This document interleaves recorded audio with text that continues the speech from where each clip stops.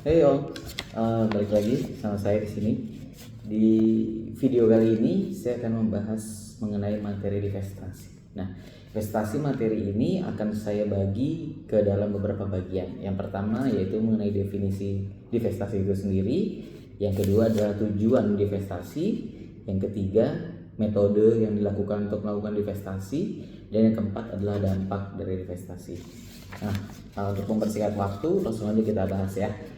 Mungkin di kalimat divestasi atau kata divestasi ini sering didengar gitu ya. Cuma secara sederhananya, divestasi ini adalah strategi yang dilakukan oleh perusahaan dengan cara menjual atau melepaskan sebagian aset atau unit bisnis yang dimilikinya. Aset yang dilepas bisa berupa anak perusahaan, divisi bisnis, segmen operasional, atau aset lain yang tidak lagi dianggap strategis atau menguntungkan bagi fokus utama perusahaan. Simpelnya, ini adalah proses pengurangan aset untuk tujuan finansial tertentu. Divestasi sering dianggap sebagai strategi restrukturisasi keuangan. Kemudian, apa sih tujuan dilaksanakan divestasi? Perusahaan melakukan divestasi bukan selalu karena kondisi buruk, melainkan sebagai langkah strategis untuk mengoptimalkan nilai perusahaan.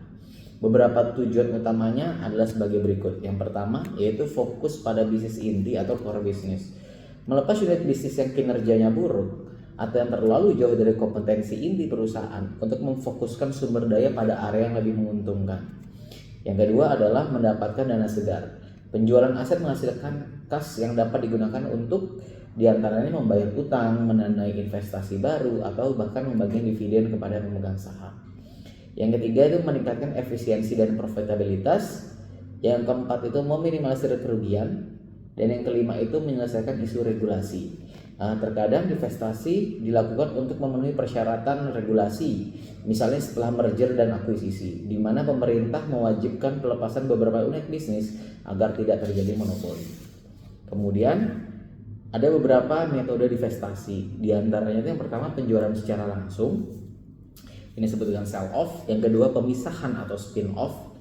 Yang ketiga penawaran umum perdana sebagian atau equity carve out. Dan yang terakhir ada likuidasi. Nah, seperti yang sudah disampaikan di awal, divestasi itu juga memiliki beberapa dampak dan gak cuma positif, ada juga negatifnya. Kita mulai dari dampak positif dulu ya.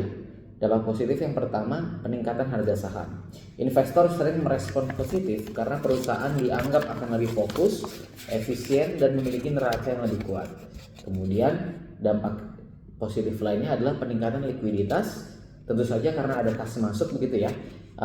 Dan yang ketiga ada perbaikan struktur modal. Penggunaan dana divestasi untuk membayar utang dapat menurunkan rasio utang terhadap ekuitas. Selain dampak positif juga ada dampak negatifnya, diantaranya pertama adalah potensi kerugian aset. Jika aset dijual di bawah nilai buku, perusahaan mungkin mencatat kerugian akuntansi. Dan yang kedua, penurunan ukuran perusahaan. Volume penjualan atau total aset perusahaan secara keseluruhan pasti akan berkurang ya, karena akan dilakukan penjualan tadi. Dan yang ketiga, adanya ketidakpastian karyawan. Berpotensi menimbulkan isu moral dan ketidakpastian bagi karyawan di unit bisnis yang dilepas.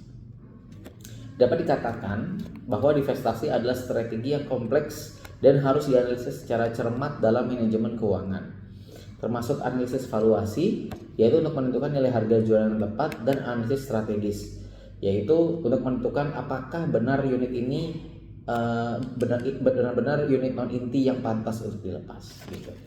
Oke, mungkin segitu aja penjelasan singkat dari saya. Sampai ketemu di video selanjutnya. Bye bye.